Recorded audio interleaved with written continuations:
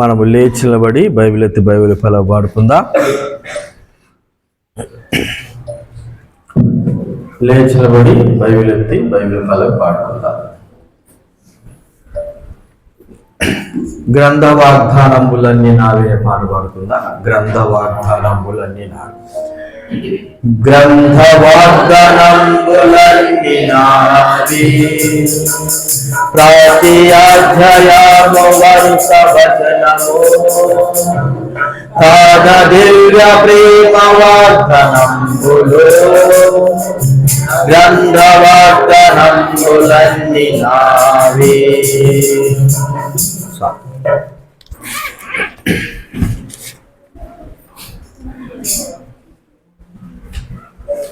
ప్రార్థన చేసుకుందాము.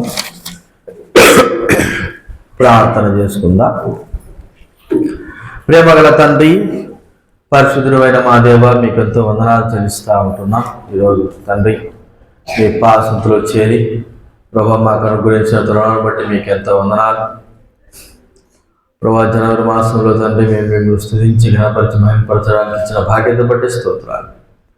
ఈ దినానికి క్షణానికి మా జీవితాలు యోగ్యం కాకపోయినప్పటికీ మమ్మల్ని రక్షించారు, కాపాడారు, భద్రపరిచారు. మీకు ఎంతో స్తోత్రాలు. ఆరాధించడానికి కొరకై మమ్మల్ని సజీవులకు ఉంచినందుకు స్తోత్రాలు. సజీవులు కదా నిన్ను స్థుతించేదన్నట్లుగా ఈ దినాన సజీవులమై మిమ్మల్ని స్థుతించేటువంటి బాధ్యత మాకు ఇచ్చేందుకు వందనాలు చెల్లిస్తూ క్రీస్తు యేసునామమున రావాల్సిన తీసుకురావాల్సిందిగా ఈ సమయం మనకు దీవెనకరంగా చేయవలసిందిగా ప్రభువైన యేసు నామమున ప్రార్థించి వేడుచున్నాం తండ్రి, ఆమేన్. దేవుడి వాక్యంలో నుండి సమూయేలు రాసినటువంటి 2వ సమూయేలు గ్రంథం 2వ అధ్యాయము 1వ వచనం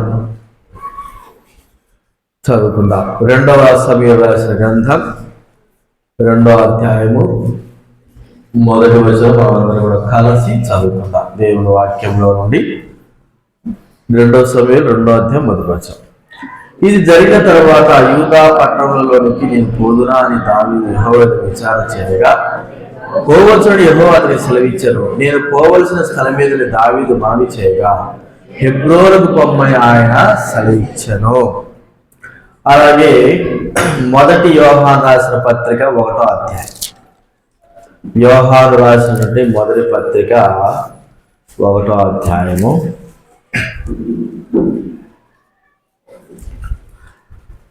3వ వచనం మనం అందరం కూడా కలిసి చదువుకుందాం.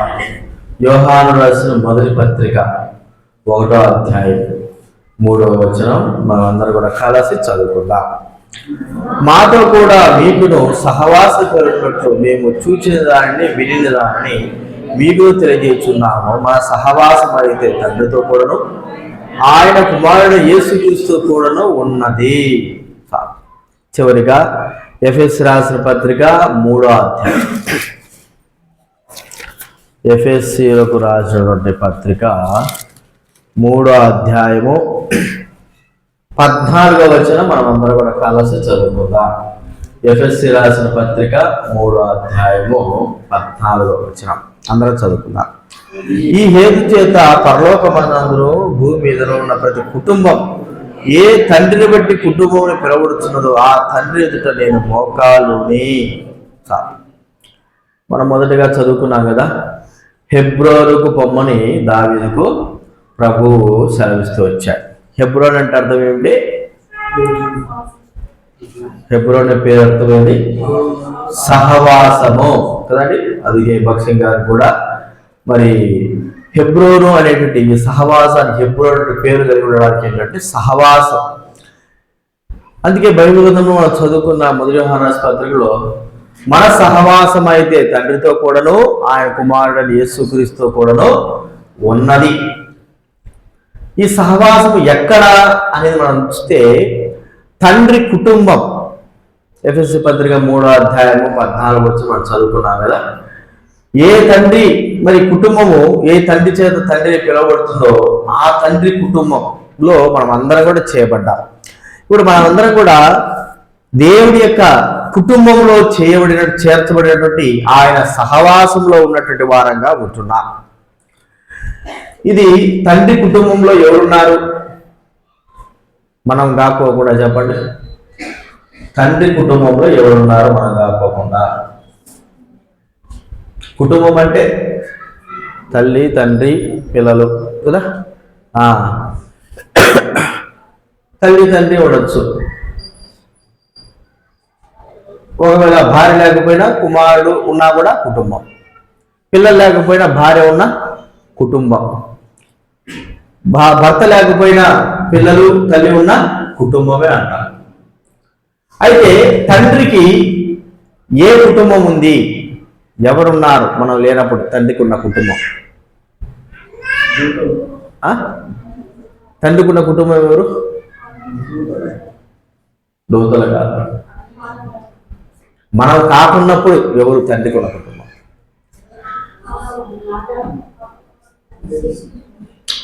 ప్రభువైన యేసుక్రీస్తు వారే తండ్రి కుమారుడు, వాళ్ళిద్దరే కుటుంబం. ఇక ఎవరు కూడా లేరు, ఎవరు కూడా చేర్చడానికి వీలు లేదు. తండ్రి అయిన దేవుడు, కుమారుడైన యేసుక్రీస్తు వారు. ఆయన తండ్రి సింహాసనం మీద కూర్చున్నప్పుడు ఆయన కుడిపార్శ్వమున కుమారుడు మాత్రమే ఉన్నారు. వాళ్ళిద్దరే కుటుంబం. వీళ్ళందరి దేవతలు వీళ్ళ కుటుంబం చేర్చడానికి వీలు లేదు. అయితే ఇక్కడ మనం ఆలోచించేది ఏంటంటే, సహవాసం ఏ తండ్రిని బట్టి కుటుంబం అని పిలువబడుతూ ఉందో, ఇప్పుడు మనందరం కూడా ఆ తండ్రి కుటుంబంలో, ఆ తండ్రి యొక్క సహవాసంలో చేర్చబడ్డారు. తండ్రి కుటుంబంలో చేర్చబడడానికి, తండ్రి యొక్క సహవాసంలో, కుటుంబం యొక్క సహవాసం చేర్చబడడానికి ముఖ్యమైన కారణం ఎవరు? యేసుక్రీస్తు వారు. యేసుక్రీస్తు వారు లేకపోతే మనము తండ్రి కుటుంబంలోకి వెళ్ళడానికి వీల్లేదు. మనం ఎలాంటి వారమో మనం ఒకసారి తెలుసుకోవాలి.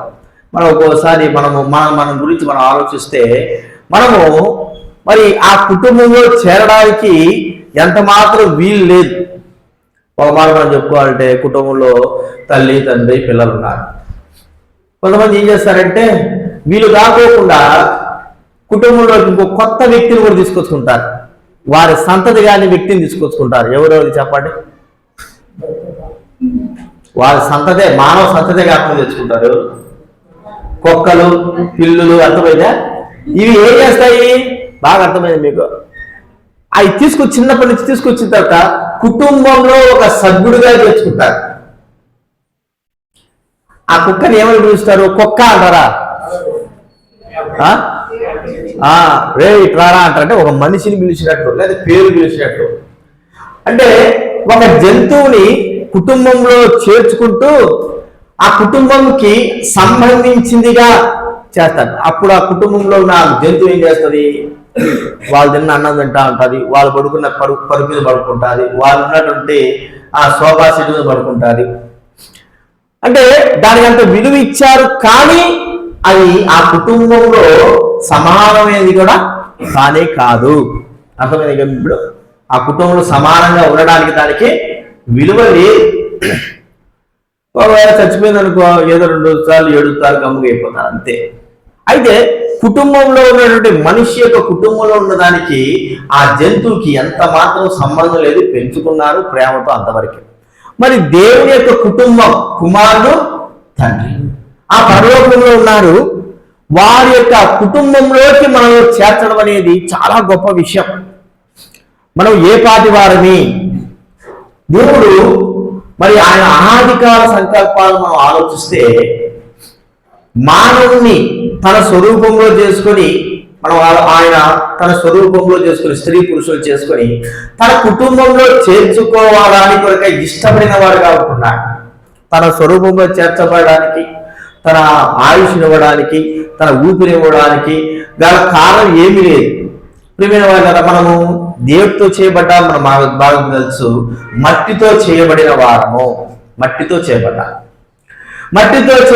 మనకు తండ్రి అయిన దేవుడు కుమారుడు యేసుక్రీస్తుతో పాటి ఆయన తండ్రి తన కుటుంబంలో మనం చేర్చుకోవడానికి గల కారణాలు మనం ఆలోచిస్తే, మొట్టమొదటి మనం చూస్తే, తన కుటుంబ సహవాసంలో మనల్ని ఒకటిగా చేర్చుకోవడానికి, తన స్వరూపంలో చేసుకోవడమే దీనికి ప్రధాన కారణం.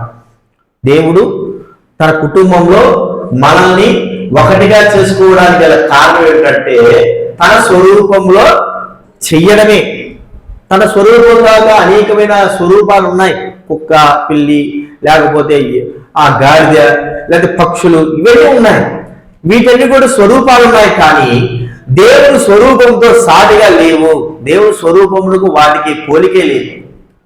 ప్రియమైన వాటిని ఎలాగా తన కుటుంబంలో చేర్చుకోగలడు?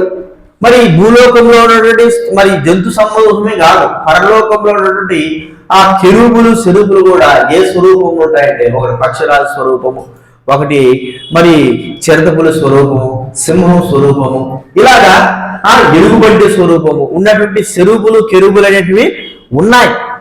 అయితే వాటిని కూడా ఆయన తన యొక్క కుటుంబంలో చేర్చుకోలేదు. ప్రియమైనరా, దేవుడు మనల్ని తన కుటుంబంలో చేర్చుకోవడానికి ఇష్టపడి తన యొక్క అనాదికాల సంకల్పాల ప్రకారంగా ఆయన స్వరూపములను మనం చేసి మనకు ఆయుష్ని ఇచ్చినాడు, మనం బ్రతికించినాడు.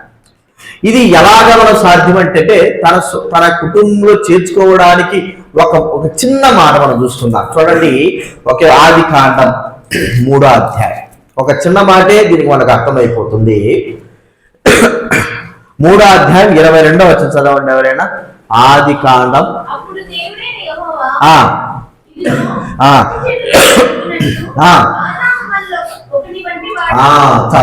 ఆదాము మనలో ఒకని వంటి వాడాయను. అంటే అక్కడ ప్రభువైన దేవుడు, తండ్రి దేవుడు, కుమారుడైన యేసుక్రీస్తు వారు ఉన్నారు. ఇప్పుడు ఆదామును తయారు చేసిన తర్వాత, దేవుడు తనకిచ్చిన ఆజ్ఞను కోల్పోయిన తర్వాత, తన పాపము ప్రవేశించిన తర్వాత అక్కడ మాట్లాడుతున్నాడు, ఆదాము మనలో ఒకని వంటి వాడాయను అనే మాట. అంతకుముందు ఒకని వంటి వాడుగానే ఉన్నాడు, దేవుని యొక్క స్వరూపంలో చేయబడిన వాడుగా ఉన్నాడు, ఆయన కుటుంబంలో ఉన్నాడు.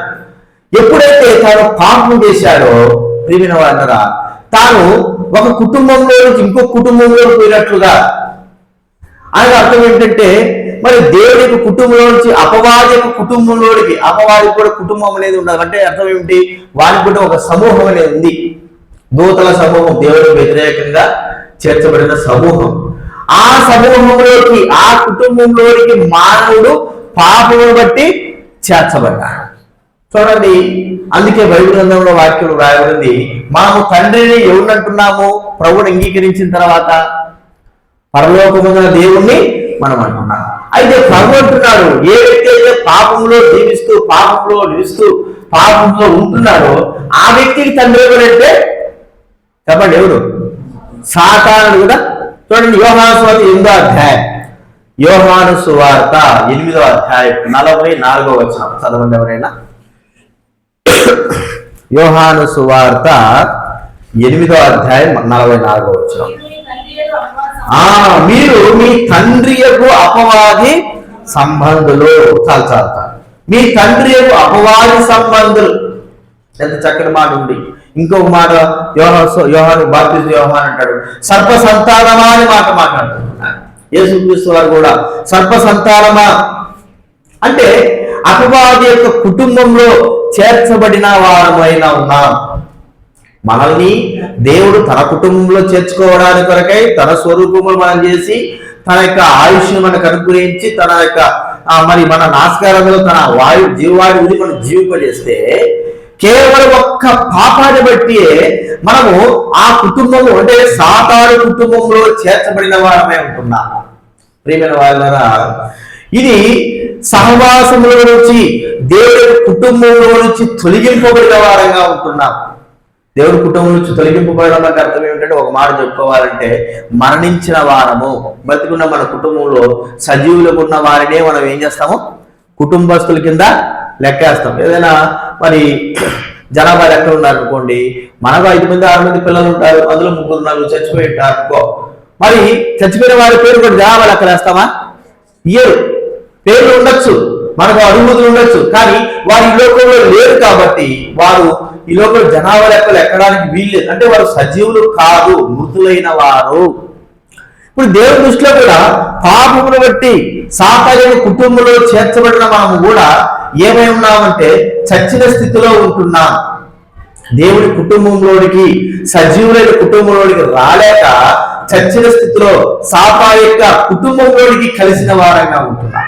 ప్రియమైన వాళ్ళరా, ఇలాంటి వారమైన మనకు ఒక గొప్ప అవకాశం ఏంటంటే ఆయన కుటుంబంలో తిరిగి మనకు ప్రవేశించే అవకాశము తన కుమారుడైన యేసు క్రీస్తును ఈ లోకంలోకి పంపి తిరిగి మన అందరూ కూడా తండ్రి కుటుంబంలో చేర్చడానికి కొరకై ఆ తండ్రి అయిన దేవుని సంకల్పమై ఉన్నది.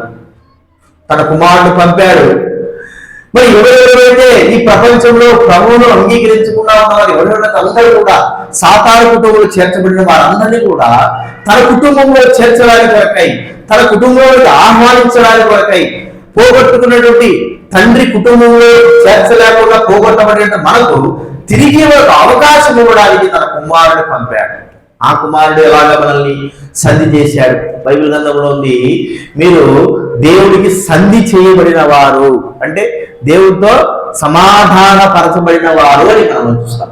సమాధానపరచబడ్డారు ఎవరి ద్వారా? యేసుక్రీస్తు యొక్క రక్తము ద్వారా, ఆయన యొక్క శిలువ మరణము ద్వారా మనము తిరిగి దేవుని యొక్క తండ్రి కుటుంబంలో మనము ప్రవేశించినామని మనం గుర్తించుకోవాలి. ప్రియమైన వాళ్ళరా, ఈ యొక్క ఉదయకాల సమయంలో దేవుడు తన కుటుంబం యొక్క సహవాసములు మనం ఉంచాలని కోరుకుంటే పాపమును బట్టి మనం అందరం కూడా అపవాది యొక్క కుటుంబ సహవాసంలో వెళ్ళిపోయిన మనల్ని తిరిగి తీసుకురావడానికి కొరకై ప్రభువైన దేవుడు మరి తన కుమారుడైన యేసు క్రీస్తు వారికి పంపారు. నేను ఒక ఉదాహరణ మీకు చెప్తాను.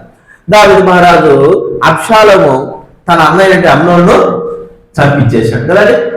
చంపించేసిన తర్వాత దావీదు దగ్గర నుంచి ఏం చేశాడు? అబ్షాలోము పారిపోయినాడు. ఎన్ని సంవత్సరాలు పారిపోయినాడు? సుమారు 2 సంవత్సరాల వరకు పారిపోయి వెళ్ళిపోయినాడు. వెళ్ళిపోయిన తర్వాత తిరిగి అబ్షాలోము దావీదు దగ్గరికి రావడం జరిగింది. ఈ దావీదు దగ్గరికి రావడానికి గల కారకులు ఎవరు కాబట్టి దావీదు దగ్గరికి తిరిగి అబ్షాలోము రావడానికి గల కారకులు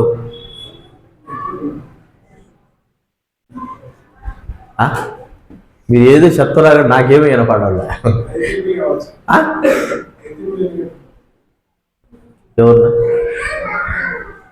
చెప్పండి? దావీదు దగ్గరికి అబ్షాలోము తిరిగి రావడానికి గల కారణులు యోవాబు. ఎవరు? యోవాబు. దావీదు అబ్షాలోము మరి సమాచారం పంపించారు. ఎందులో ఇక్కడ ఉన్నారా? దూరంగా నా తండ్రికి నేను, కాబట్టి నా తండ్రికి ఏ విధంగా సరే నువ్వు ఎలాగైనా విప్పించి నన్ను తిరిగి తండ్రికి తీసుకురా అని సమాచారం పంపిస్తే యోవాబు ఒక వ్యక్తిగత స్త్రీ ద్వారా సమాచారాన్ని అతనికి తెలిపి తిరిగి అబ్షాలోము ఎక్కడ తీసుకొచ్చాడు? దావీదు దగ్గరికి. అనగా మరి దావీదు కుటుంబంలోకి చేర్చడానికి కారణం ఒక తప్పును బట్టి అబ్షాలోము ఎన్ని దినాలు దేవునికి తన తండ్రికి దూరమయ్యాడు? 2 సంవత్సరాలు. తర్వాత 3 సంవత్సరాలు తాను తండ్రి యొక్క మొహం చూడకుండా ఉన్నాడు. ఒక వ్యక్తిని బట్టి ఈ భూలోకంలో అలాంటి సంధిని చూస్తుంటున్నాం. మరి మనము కూడా తండ్రిన దేవుడికి దూరమైపోతే కుమారుడైన యేసుక్రీస్తుని పంపి ఆయనను బట్టి ఆయన ద్వారా ఆయన చేసిన కార్యము ద్వారా రక్తం యొక్క సంధి ద్వారా మరణము ద్వారా మనందరూ కూడా దేవుడితో సమాధాన పరిచిన వారిగా చూస్తూ ఉంటున్నాం. ఆ దేవుడి కుటుంబంలో మనల్ని చేర్చాడు. సాతానిక కుటుంబంలో నుంచి మనం తీసుకొచ్చి తిరిగి దేవుడి కుటుంబంలో దేవుడి యొక్క సహవాసంలో మనం చేర్చాడని మనం చూస్తూ ఉంటున్నాం. ఇది మొట్టమొదటి చూస్తుంటున్నాం. రెండవదిగా తండ్రి దేవుడి యొక్క కుటుంబం సహవాసం మనం చూస్తూ ఉంటే ఆయన ఒక సహవాసాన్ని ఒక వ్యక్తిని ద్వారా ఆ కుటుంబం యొక్క సహవాసాన్ని తీసుకొచ్చాడు. ఇశ్రాయేలు యొక్క ప్రజలందరూ కూడా ఎవరి ద్వారా ఈ లోకంలోకి వచ్చారు చెప్పండి?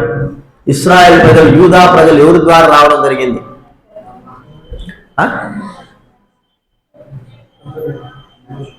ఎవరి ద్వారా?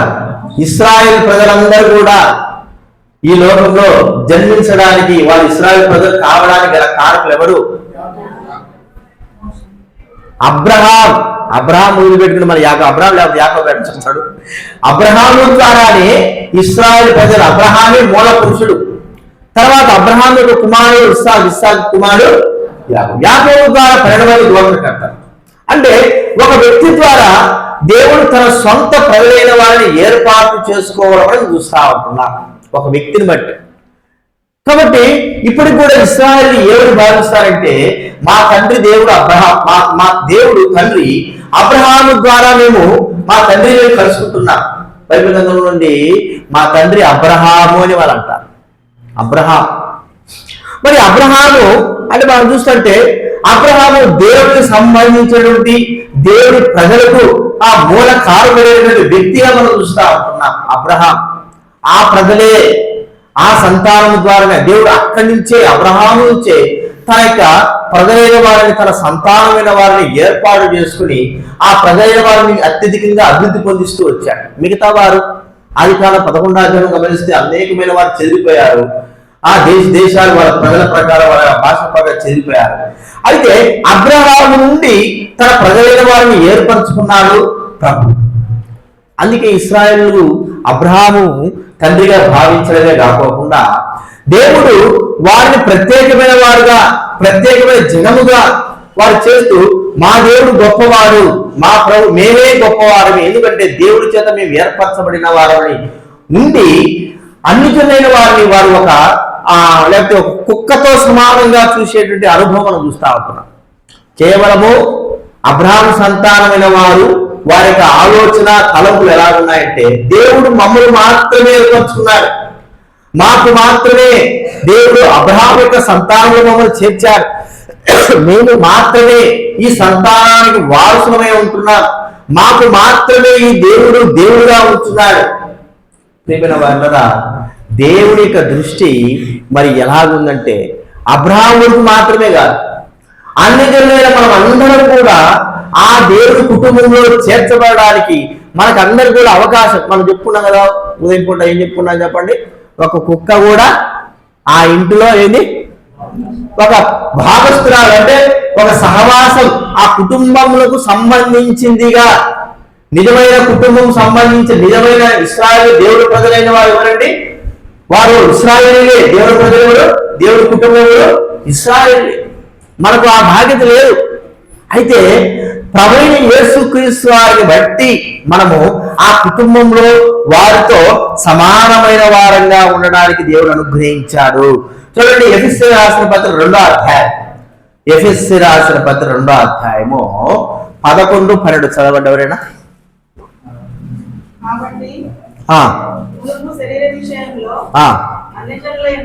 శరీర విషయంలో అన్ని జనులేండి, సున్నతి గల వారు అనబడిన వారి చేత మీరు ఇశ్రాయేలుతో సహపౌరులు కాక పరదేశులను, వాగ్దాన నిబంధనల ప్రజలను, నిరీక్ష లేని వారు ఉండి క్రీస్తుకు దూరస్తులను మీరు జ్ఞాపకం చేసుకునండి. మీరు క్రీస్తు రక్తం వల్ల సమీపస్తులు, అన్ని జనులమైనటువంటి మనము. ప్రియమైన వారులారా, బైబిల్ గ్రంథంలో మీరు యెహోవాకు స్వకీయ జనులు, సంపాద్య జనులు, ఇశ్రాయేలు గురించి 2వ 4వ అధ్యాయంలో గమనిస్తే మీరు స్వకీయ జనులు, సంపాద్యమైన జనులు, మరి ఆ ఐగుప్తు దేశం నుంచి విమోచింపబడిన జనులని వాక్యంలో రాయబడుతూ వచ్చింది. అయితే మనమందరం ఎవరవి? మనం ఇప్పుడు దేవుడి బిడ్డలము, ఇశ్రాయేలు సంతతి అనుకుంటాం, కానీ మన సంతతి కాదు. మనమందరం అన్ని జనులైన వారము కదండి. ఎవరైనా సరే ఎవరు రక్షింపబడినాడు అనుకో, వాడు అన్ని జనుల నుంచి వచ్చినాడని అంటాం. మనమే అసలు అన్ని జనులం. భారతదేశం అంతా కూడా జనులే, ప్రపంచమంతా జనులు, ఇశ్రాయేలు యూదులు తప్ప మనం కూడా ఏం చెప్పుకోవాలా చెప్పండి? క్రైస్తవంగా ఉన్నంత మాత్రాన మనం దేవుడి బిడ్డలు కాదు, మనం అందరం కూడా అన్ని. కానీ ఇక్కడ వాక్యం ప్రకారం ఏం చెప్తుందంటే, మరి వాగ్దాన నిబంధన లేని వారము, పరజనులము, సహపౌరులం కాము, ఇశ్రాయేలుతో సహపౌరులం కాము, పరదేశులము. ప్రియమైన వారులారా, క్రీస్తుకు దూరస్తులము. అయితే ఆయన తన కుటుంబంలో మనల్ని, ఇశ్రాయేలు కుటుంబంలోని సహపౌరులుగా, ఒకవారుగా మనల్ని చేర్చడం చూస్తుంటున్నాం. దానికి ఒక ఉదాహరణ ఏంటంటే, యేసుక్రీస్తు వారు గొర్రెల గురించి చెప్తా వచ్చాడు. యోహాను సువార్త 10వ అధ్యాయం, నాకు ఈ గొర్రెలు కాక ఇంకా వేరే గొర్రెలు ఉన్నాయి కదండి. యోహాను సువార్త 10వ అధ్యాయం చేయండి. యోహాను సువార్త 10వ అధ్యాయం.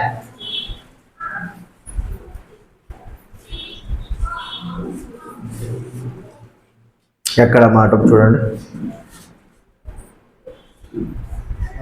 16వ చదవండి. ఈ దొడ్డివి కానీ వేరే గొర్రెలు నాకు కలు, వాటిని కూడా నేను తోడుకొని రావు. ఈ దొడ్డివి కావాలంటే అర్థం ఏమిటి? అన్ని నెలమైన మనమే. కాబట్టి ప్రభు యేసుక్రీస్తు వారు ఆ కానాను స్త్రీతో కూడా అన్నాడు, ఏమనంటే నేను నశించిన గొర్రెల దగ్గరే, ఇశ్రాయేలు గొర్రెల దగ్గరే వచ్చాను కానీ అన్ని నెలలతో నేను రాలేదన్నమాట. అంటే మనం అందరం కూడా అన్ని నెలలు వారు, ఆయన దొడ్డిలో లేదా ఆయన కుటుంబంలో చేర్చబడలేనటువంటి వారు, చేర్చడానికి అర్హత లేనటువంటి వారు.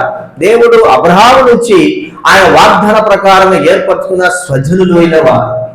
అయితే తన కుమారుడిని యేసుక్రీస్తు వారిని పంపి ఇప్పుడు మనం అందరూ ఏం చేశారంటే ఒక కుటుంబముగా, అన్ని జనులైనా ఇశ్రాయేలు అయినా మనమందరం ఎవరివండి? దేవుడికి ఒకే ఒక కుటుంబం. ఆయన యేసుక్రీస్తు వారి రక్తము ద్వారా, ఆయన మరణము ద్వారానే, యేసుక్రీస్తు వారి రక్తం మరణము ద్వారానే మనము దేవుని ప్రజలముగా చేయబడ్డామని మనం చూస్తామన్నా. అందుకే అపోస్తలుల 10వ అధ్యాయంలో అన్ని జనులైన వారు కూడా వేరు కాదు అని అక్కడ చూపించిన విధానం చూపబడతారు. చూడండి, అపోస్తలుల కార్యాలు 10వ అధ్యాయం, 10వ అధ్యాయము 17, 18 చదవండి ఎవరైనా.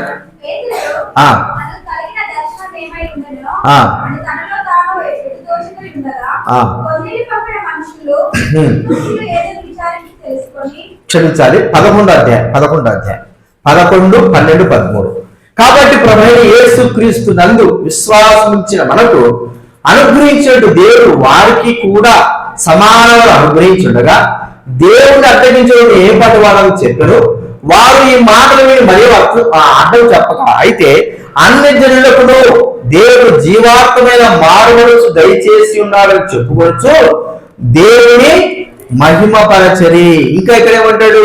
10వ వచనంలో 10వ అధ్యాయం 22వ వచనం చూడండి, చాలా చక్కటి మాట ఉంది.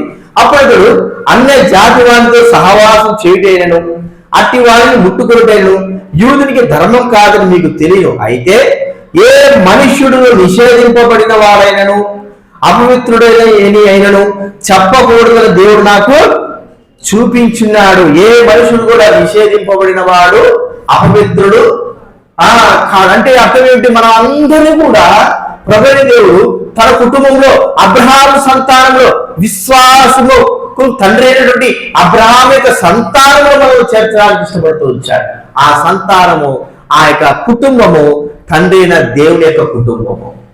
ప్రియమైన వాళ్ళ, ఈ కుటుంబంలో చేర్చబడడానికి మనకు ఎంత మాత్రం అర్హత లేదు. ఎవరైనా మనము భూలోకంలో ఆలోచిస్తే పిల్లలు లేని వారు ఉన్నారనుకోండి, పిల్లలు లేని వారు ఏం చేస్తారు? వెంటనే ఒకరిని తీసుకొచ్చుకొని పెంచుకుంటారు.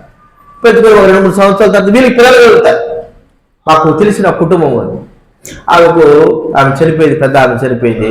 పిల్లలు లేకపోతే ఆమె ఏం చేసిందంటే ఒక అమ్మాయిని తీసుకొచ్చుకొని పెంచుకుంటారు. అది తన భర్త మరి వాళ్ళ ఆమె చెల్లెల్ని పెళ్లి చేసుకున్నాడు. ఆమెకు పిల్లలు పుట్టారు. ఈమె పెంచుకుంటా ఉంది, పెద్ద అయింది, పెరిగింది, మంచిగా చదువుకున్నది. నర్సు, గవర్నమెంట్ జాబ్లో నర్సు ఇచ్చినారు. వాళ్ళ పెద్ద ఆమె కూడా పిల్లలు పుట్టారు, అంతే అయిపోయింది. ఇప్పుడు ఈ భర్త చనిపోగానే ఇవేమిటంటే ఆస్తులు పంపకాలకు వచ్చినాయి. రెండో ఆమెకు వాళ్ళ చెల్లెలకి 2 కొడుకులు 2 కూతురు. ఇప్పుడు వీళ్ళందరూ ఏమంటున్నారు? ఇవి ఇంత పెంచి పెద్ద చేసి పెద్ద యొక్క మరి పెంచుకున్నానికి ఇంత పెంచి పెద్ద చేస్తే వారు ఒకటే మాట అంటున్నారు, నువ్వు మా ఆయనకు పొట్టలే, ఏదో నీకు డబ్బు ఇస్తాం అంతవరకే, ఈ ఆస్తి గీతలో అసలు దీని జోలికి రావాలి అంటున్నారు. అని ఇంతగా పెంచుకున్నారు కదా, మరి వాళ్ళ ఆయన కూడా పెంచాడు కదా, మరి అంత మంచి ఉద్యోగంలో వచ్చింది కదా. అంటే ఎంతైనా సరే నువ్వు మా నాన్నకుంటున్న మా సంతానం నువ్వు కానే కాదు. సొంతము పెద్దమ్మ పెంచుకున్న వాళ్ళే, సొంతంగా వాళ్ళ పెద్దమ్మ పెంచుకున్న ఆమె, కానీ ఆమెకి ఎంత మాత్రం అర్హత లేదు. మనకు కూడా అంతే. అయితే ప్రభువైన యేసుక్రీస్తు మనకు ఈ లోకంలో రావడాన్ని బట్టి, ఆయన రావడం ద్వారా మనము ఇప్పుడు తండ్రి దేవుని కుటుంబంలో ప్రవేశించే అర్హత బాధ్యత మనకు వచ్చింది. ఇశ్రాయేలు అవునన్నా కాదన్నా, వారు ఒప్పుకున్నా ఒప్పుకోకపోయినా మనం వారితో ఏమైపోయినామో సమాన వారసులము. ఇప్పటికైనా సరే ఇశ్రాయేలు మా క్రైస్తవులైన వారిని, క్రీస్తు నమ్మిన వారిని అసహించుకుంటారు. ఇప్పటికీ ఒక భాగము యూదులైన వారు ఉంటారు, ఒక భాగము క్రైస్తవులుగా యూదులైన వారే, ఒక భాగం క్రీస్తు నమ్మిన వారు ఉంటారు. వారు మరి ఇశ్రాయేలు ఒక పురుగు, మా ఇశ్రాయేలు అన్నిలైన వారిని పురుగు చూసినట్టుగా, కుక్కలు చూసినట్టుగా చూస్తారు. ఇప్పటికీ ఆ యొక్క స్వభావం ఉంది. అయితే యేసుక్రీస్తు వారు ఒకవేళ ఈ లోకంలోకి రాకుండా ఉంటే మనము ఏ కుటుంబంలో ఉండేటోళ్ళము, ఎక్కడ ఉండేటోళ్ళము? మనకు కుటుంబం అంటే అనేది ఉండేదా? మనము మరి ఆ అబ్రహాం సంతానంలో చేర్చబడే వాళ్ళమా? ఆ దేవుడి కుటుంబంలో మనం వచ్చేవాళ్ళమా అంటే కానే కాదు. ప్రభువు రావడం ద్వారా ఆయన అందరినీ కూడా నా కుటుంబంలో చేర్చాలా, తండ్రి కుటుంబంలో చేర్చాలని కుమారుడు యేసుక్రీస్తును పంపి ప్రతి ఒక్కరికి కూడా ప్రాయశ్చిత్తం చేసి అందరు కూడా దేవుడుగా చేసేసి అందరికి కూడా ఆయన తన కుటుంబంలో స్థానాన్ని అనుగ్రహించారు. అందుకే ఇప్పుడు మనం ప్రభువు నమ్మిన తర్వాత ఆయన కుమారులు, ప్రభువుని యేసుని విశ్వాసించిన వారు ఎవరైనా సరే దేవుడి కుమారులు కుమార్తెల యొక్క అధికారము ఇవ్వడమే కాకుండా వారసత్వంలో కూడా భాగాన్ని మనకు దేవుడు అనుగ్రహించే విధానం. అందుకే మనం గుర్తించుకోవాలి, ఇది నాన్న అబ్రహాం సంతానములో మనం ఉండనే వాళ్ళము, కానీ దేవుడు తన కుమారుడు పంపి అబ్రహాం సంతానంలో, వాగ్దాన సంతానంలో మనల్ని కూడా చేర్చాడు. ఆ సంతానము దేవుని సంతానంలో చేర్చబడింది. ఈ అర్హతలోకి రావడానికి మనం యోగ్యులం కామని మనం గుర్తించుకోవాలి. మూడోది మనం చూస్తా ఉంటే చివరిగా ఆయన మనం చూసుకుంటాం కదా, మొదటి యోహాను పత్రిక 1వ అధ్యాయంలో 5వ వచనం ఉంది, తన కుమారుని యొక్క సహవాసంలోనికి మనం ఏం చేస్తున్నాడు? ఆయన పిలుపునిచ్చాడు కుమారుని సహవాసములోనికి. కుమారుని యొక్క సహవాసం ఏమిటి? పరలోక సంబంధమైన సహవాసం, తండ్రితో సహవాసం. తండ్రి ఉన్నటువంటి స్థానంలో ఉన్నటువంటి వ్యక్తి, తండ్రి కూర్చున్నటువంటి సింహాసనం మీద కూర్చోగలిగినటువంటి అధికారం కలిగినటువంటి వ్యక్తి, ఆ సహవాసంలోకి మనల్ని కూడా ఆహ్వానించడం. చూడండి, తండ్రికి ఎంత ప్రేమ లేకపోతే కుమారుడితో సమానంగా మనం చేయడం. బైబిల్ గ్రంథంలో వాక్యంలో రాయబడింది, తండ్రి నీవు నన్ను ప్రేమించినట్టే వీరిని కూడా నీవేం చేసినావు? ప్రేమించిన. ఆ మాట చాలా చక్కటి మాట. యోహాను సువార్తలో మనం చూస్తే చూడండి, యోహాను సువార్త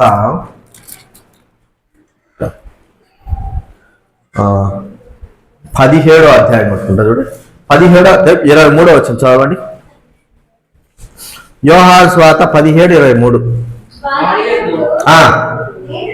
నేనును ఉండుట వలన వారు సంపూర్ణంగా చేయబడి నీవు నన్ను పంపించమని, చూడండి, నీవు నన్ను ప్రేమించినట్టే.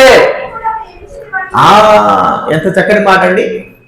కుమారుని ప్రేమించినట్లే, కుమారుని ప్రేమించినట్టే మనం మన పిల్లల్ని ప్రేమించినట్టు పక్కన వాళ్ళు ప్రేమిస్తావా?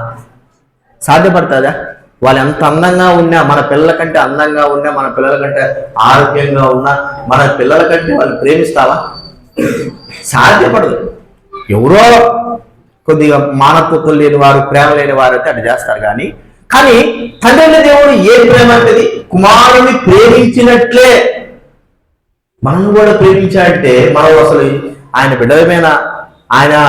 ఆయనకు చెందిన వారమేనా? మనం మట్టి వారమే. ఎన్నిసార్లు మనము దేవుడికి అవిధేయత చూపించాం, ఎన్నిసార్లు మనము దేవుని బాధ పెట్టాం, ఎన్నిసార్లు మనము దేవుని స్వరూపం కోల్పోయినాం, ఎన్నిసార్లు మనం దేవుడికి అవిధేయత చూపించినాం. ప్రియమైన వారినరా, ఇక్కడ యేసుక్రీస్తు వారు అన్నాడు, నన్ను ప్రేమించినట్లే వారు కూడా ప్రేమించినాం. కుమారుడు ఎంతగా ప్రేమించాడు? ఏక కుమారుడు, స్వకీయ కుమారుడు, అద్వితీయ కుమారుడు, ఇంకెవరు లేరు ఆ కుమారుడు. ఇప్పుడు కొత్త బోధలు వచ్చినాయి, గుర్తుపెట్టుకుని కొత్త బోధలు వచ్చినాయి. ఏం బోధ? పరిశుద్ధాత్ముడు కూడా చెప్పాడు దేవుడి కొడుకట. ఇది ఎక్కడ బోధ నాకేం అర్థం కావడం. జయశాలి గారి నుంచి వచ్చే బోధలు ఇవన్నీ. పరిశుద్ధాత్ముడు కూడా ఎవరు? తండ్రి దేవుడికి ఎంతమంది కొడుకులు? నేనేం చెప్పండి, ఇద్దరంట. ఇంకో కొడుకు ఎవరు? పరిశుద్ధాత్మదేవుడు. ఇద్దరు కొడుకులు. ఎవరండి? ఇక్కడ రాయబడింది ఏంది? సొంత కుమారుడు, ఏక కుమారుడు, ఇంకా వేరేవాడు లేడు. అయితే దొంగ కొడుకులు వచ్చేసినాయి. ఇద్దరు కొడుకులు. ఇద్దరు కొడుకులు అంటే ఇంకా మనం కూడా ఆ దోకలందరూ కొడుకులకి లెక్కేయాల్సిందే. దొంగ కొడుకులు వచ్చినాయి, గుర్తు పెట్టుకున్నాడు. ఏక కుమారుడు ఒక్కడే, తండ్రి దేవుడు, ఏక కుమారుడు వాళ్ళే కుటుంబం. పరిశుద్ధాత్మ దేవుడు, పరిశుద్ధాత్ముడైన మరి ఒక వ్యక్తి, ఆయన కాలాన్ని బట్టి దేవుడే ఈ కార్యము జరిగిస్తున్నాడు. కానీ తండ్రి, కుమారుడు, చివరికి మూడో వ్యక్తిగా పరిశుద్ధాత్ముడు అనేటువంటి మాటలు మనం చూస్తూ ఉంటాం. అంత మాత్రం కానీ కుమారుడు మాత్రము ఒక్కడే. ఇక్కడ మనం చూస్తూ ఉంటే తన కుమారుని సహవాసంలోనికి ఎలాగ పిలుపునిస్తున్నాడంటే, ఆయన అంగీకరించిన ప్రతి వ్యక్తి, యేసుక్రీస్తు తన కుమారుడు అంగీకరించిన ప్రతి వ్యక్తి తన కుమారుగా చేసుకుంటాను అనేటువంటి వాగ్దాన రూపకంగా ఏ వ్యక్తి అయితే తన కుమారుడని యేసుక్రీస్తు వారు అంగీకరిస్తాడో, అనగా నా కుమారుడు ఈయనే యేసుక్రీస్తు వారే మెస్సియా, మరి ప్రవక్త, గొప్పవాడు, దేవుడు అని ఎవరైతే అంగీకరిస్తారో ఆ వ్యక్తినే నేను కుమారుడుగా స్వీకరిస్తాను. ఇశ్రాయేలు అంగీకరించడు. ఇశ్రాయేలు యేసుక్రీస్తు వారిని ఏం అంగీకరిస్తారు చెప్పండి? కేవలము ప్రవక్తకు మాత్రమే.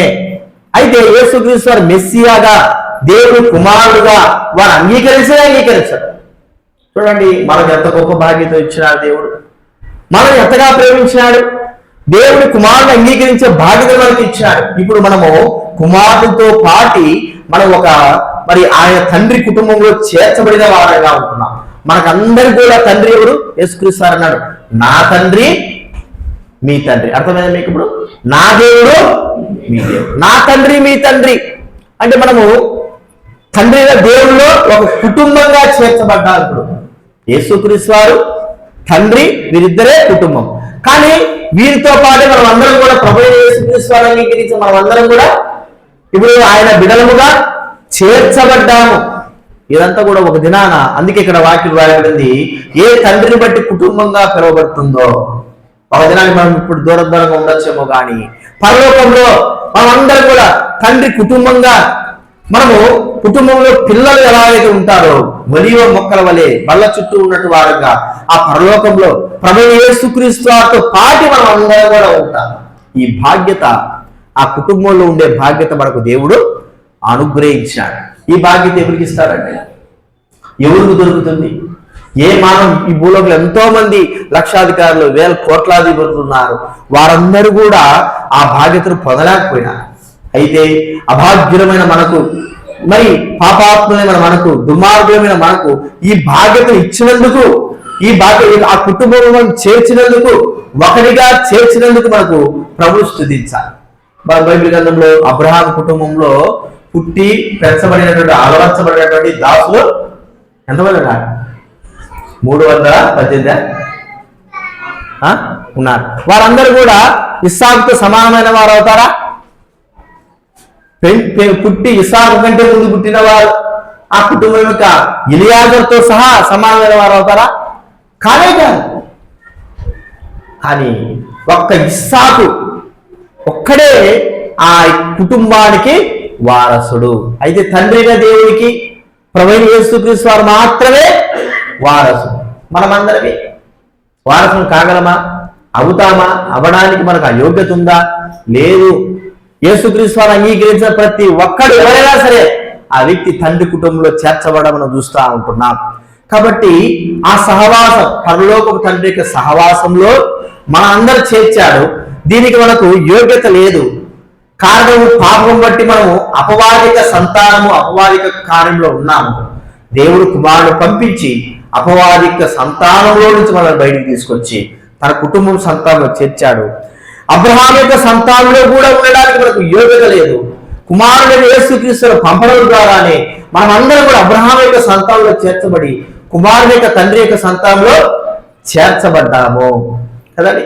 ఇప్పుడు మూడోది మనం ఏం చూస్తే చెప్పండి, మనం అందరం కూడా చెప్పండి ప్రభువైన యేసుక్రీస్తు వారితో ఆయన సహవాసాలు పిలువబడి ఆయన అంగీకరించిన మనము దేవుని యొక్క కుటుంబంలో శ్రేష్టమైన కుటుంబం మనమందరం కూడా ఇప్పుడు ఎవరమండి? ఒక కుటుంబము. ప్రపంచమంతటా ప్రభువుని అంగీకరించిన వారందరూ కూడా ఒకే ఒక కుటుంబము. ఆ దినాన ప్రభు మరి ఆ పరలోకంలో ఉంటాడు. మనమందరం కూడా ఆయన పిల్లముగా, ఆయన సంతానముగా ఆ కుటుంబంలో పరలోకంలో అంటే ఇంటిలో మనం సంచరించే వారంగా ఉంటాం. ఈ బాధ్యతను దేవుడు అనుగ్రహించినందుకు ప్రభువు మనం స్తుతించి ఘనపరిచి ఆరాధిద్దాం. ఈ విషయాలు జ్ఞాపకం పెట్టుకుందాం. ఆరాధనలో ప్రవేశిద్దాం.